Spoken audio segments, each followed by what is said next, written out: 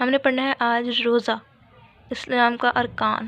روزہ دین اسلام کا بنیادی رکن ہے اور اس قرآن حکیم کے بیان کے مطابق یہ پہلی امتوں پر بھی فرض رہا ہے ارشاد باری تعالیٰ ہے کہ اے ایمان والو، فرض کیے گئے تم پر روزے جیسے فرض کیے گئے تھے تم سے اگلوں پر تاکہ تم پرہیزگار بنو۔ مطلب کہ روزے رکھنے سے ہم بالکل پرہیزگار ہو جاتے ہیں، ہم برائیوں سے پاک ہو جاتے ہیں۔ ہم روزے رکھنا ہر کسی پہ فرض ہے۔ انسان کو چاہیے کہ ہر حال میں روزہ رکھے، روزہ کو نہ چھوڑے۔ مذکورہ بالا آیات سے جہاں روزے کا فرض ہونا ثابت ہوتا ہے وہاں اس کو فرض کرنے کی حکمت بھی معلوم ہوتی ہے، اور وہ یہ ہے تقویٰ کا حصول۔ اب تقویٰ بھی روزے کے اندر ہی آ جاتا ہے۔ تقویٰ کا مفہوم پرہیزگاری ہے۔ تقویٰ دل کی اس کیفیت کا نام ہے جو انسان کو برائیوں سے روکتی ہے اور نیکی کی طرف راغب کرتی ہے۔ ضبط نفس، انسان کو نیکی کے راستے سے روکنے اور برائی کے راستے پر ڈالنے والی اہم چیز خواہش نفس ہے، یعنی کہ اپنے نفس کو قابو میں پا لینا۔ اور ہم روزے کی حالت میں اپنے نفس کو ہمیشہ قابو میں پاتے ہیں، یہ صرف روزے کی وجہ سے ہی ہو سکتا ہے۔ خواہشات اگر اللہ تعالیٰ کی ہدایت پر تابع رہیں تو اللہ تعالیٰ کی انفرادی اجتماعی خوبیوں کو فروغ کا سبب بنتی ہیں، لیکن جب یہ ہدایت ربانی کتابیں نہیں رہتی تو انسان کو حیوانی سطح سے بھی گرا دیتی ہیں۔ روزے کا اصل مقصد انسان کی خواہشات کو احکام الہی کے تابع کر کے اسے متقی بنانا ہے۔ جو شخص ہر ایک منٹ تک اللہ تعالیٰ کی خوشنودی کی خاطر اپنی بنیادی خواہشات کو قابو پانے کی مشق کامیابی سے مکمل کر لے اسے نظم و ضبط کی قوت حاصل ہو جاتی ہے، جس سے وہ شیطان کی ہر ترغیب کا آسانی سے مقابلہ کر سکتا ہے۔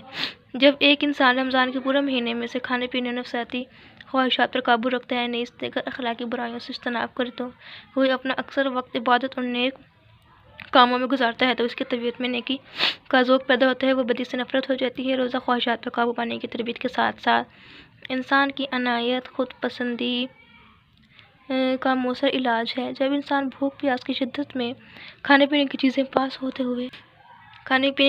پاس ہوتے ہوئے بھی خود کو قابو پانے پر قادر نہیں پاتا تو اسے اللہ تعالیٰ کے سامنے اپنی بیچارگی کا احساس ہوتا ہے، اور یہ احساس جب دائمی کیفیت بن جائے تو اس میں ہر خلاف شریعت عمل سے رک جانے والی کی صلاحیت پیدا کرتا ہے۔ نبی صلی اللہ علیہ وسلم نے جہاں ارشاد فرمایا ہے ایمان اور احتساب کے ساتھ رکھے گئے روزوں سے پچھلے تمام گناہ معاف ہو جائیں گے، وہاں یہ بھی فرمایا ہے کہ بہت سے روزے دار ایسے ہیں کہ جن کو اپنے روزوں سے بھوک پیاس کی اذیت کے سوا کچھ بھی حاصل نہیں ہوا۔ اس لیے آپ صلی اللہ علیہ وسلم نے فرمایا ہے اگر کوئی شخص روزہ رکھ کر بھی جھوٹ اور غلط کاری سے نہیں بچتا تو اس کو کھانا پینا چھوڑنے سے اللہ تعالیٰ کو کوئی دلچسپی نہیں۔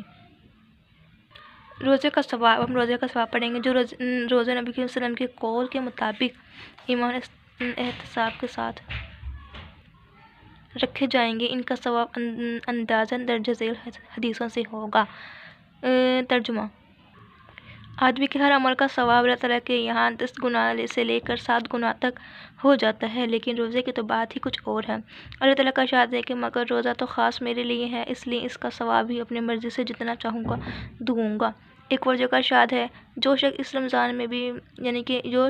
رمضان میں کسی روزے کو افطار کرائے گا اس سے گناہوں کے لیے معافی ہے، خود کو جہنم کی آگ سے بچا لے گا، اسے زیادہ ثواب ہی ملے گا، جبکہ اس روزدار کے اپنے ثواب میں کوئی کمی واقع نہیں ہوگی۔ روزے کے اجتماعی فوائد ہم پڑھتے ہیں۔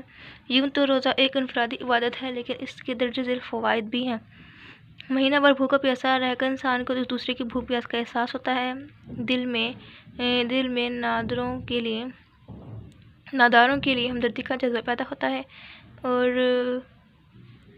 ایک ہی وقت کم سے کم غذا پر اکتفا کی عادت انسان میں قناعت و ایثار کی صفات پیدا کرتی ہے۔